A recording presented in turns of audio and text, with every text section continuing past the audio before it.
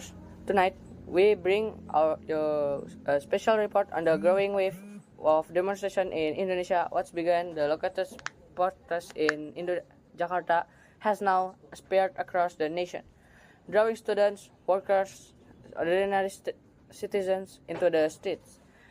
At the heart of this movement lies the tragic story of a young man, Afan Kurniawan, whose death has become the symbol of a much larger call for justice and reform.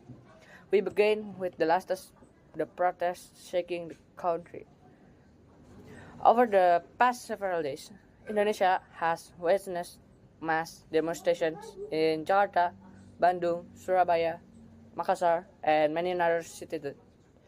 The protests erupted after the death of Afan Kurniawan, an online motorcycle taxi driver who was killed during the clash between police forces and demonstration in the capital.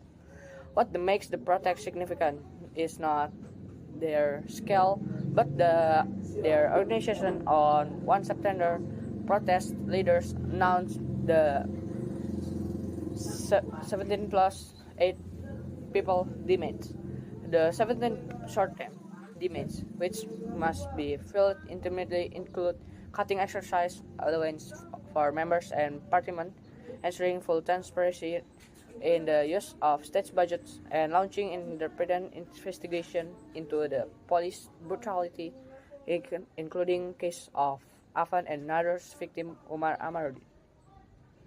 The long demands to be achieved by August 2026 call for broader systemic reforms that include restoring the national parliament, limiting privilege for lawmakers, reforming the police force, and restoring public trust in state institutions.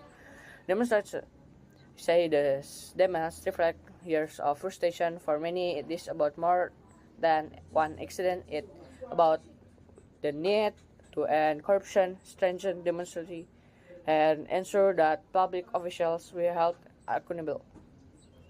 The protests have united different groups, students, labor unions, online drivers, and civil society organizations, and some universities have been moved class online to protect students during the unrest.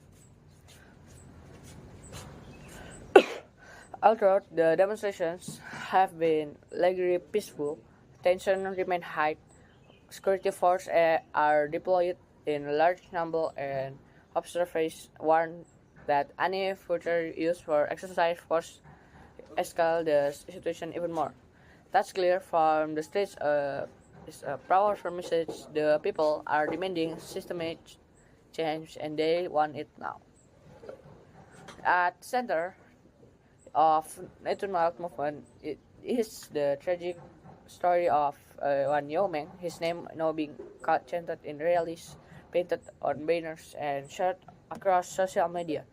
He is not a politician or protest leader, but his life and his death have become a rallying cry. This is the story of Afan Kurniawan. Afan Kurniawan has born July 18, 2004 in Bandar Lampung. Friends and family remember him as a quiet, polite, and responsible young man to help support his family. Afan worked as an online motorcycle taxi driver while continuing his education. On the evening of August 28, 2025, Afan was on duty delivering food order near Pejompongan, Central Jakarta. That night, demonstrations were taking place nearby. In the chaos, Afan attempted to cross the road. He slipped, and at the very moment, a beam of Barakud armored vehicle speed through the street. The vehicle ran over him. Afan was rushed to the hospital, but despite efforts to have saved his life, he passed away. The news of his death spread quickly and shocked for the nation. To many, it was unthinkable a young man simply working to earn a living become a victim in such a tragic way. Authorities later issued an apology, and 7 officers, which reported questioned over the accident. But for Afan's families, friends, and the public, question remain: how about this have happened, and how it can be pretend for not happening again?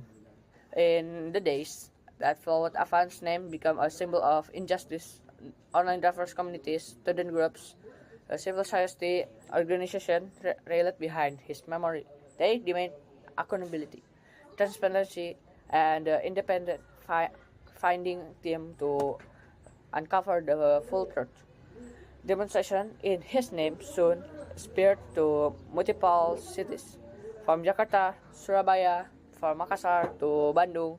Crowds create signs reading "Justice for Afan." His story united people from different backgrounds, reminding of the full abandonment of ordinary citizens. Then, state power is used without accountability. Afan is not a person, he is a political figure. He was an ordinary young man trying to build a better future himself and his family, and yet his story has now become larger than life, a symbol of movement and reminder that every life matters and every life lost to injustice must be forgotten. As the demonstration continues, Indonesia stands a crossroad. On one side, there is a growing anger of the people demanding reform and accountability. On the other, the state faces the challenge of responding responsibility without silencing the voice of its citizens. And the death of Afan Kurniawan is already changed for the course of this event. His story is not just about the family grief, it's about the future of a nation. Will the government respond to 70 plus demands? Will the tragedy to Afan lead reform, or will it become another name in a long list of forgotten victims? For now, the people continue and Afan names echoes throughout the streets of Jakarta. This is our special report. I'm Navi, and you are watching, and good night. Assalamualaikum.